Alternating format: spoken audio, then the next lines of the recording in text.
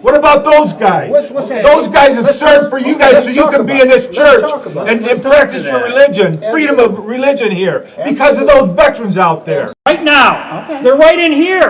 Okay. Why can't I see them? Well, you have to wait. What a is minute. going on? You have to I wait want a to know minute. what's going on. Why do I got to wait?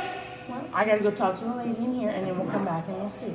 So is there, can I understand what you want to talk to him about? I just want to talk to him.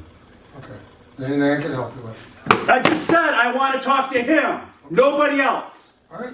Church, let's... Yeah, well, your policies are to follow the law, and this is a 501c3 corporation, I take it, which means I have every right to be here, go to the bathroom, wash my hands without being bothered by two I goons. understand, Jane, you have rights. We don't... I'm not here as a goon. I just wanted to talk with you today.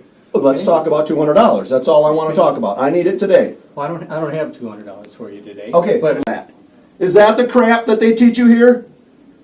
Where's my $200? Oh, Jesus, I'm a leper. Fill out some paperwork. I can fix you.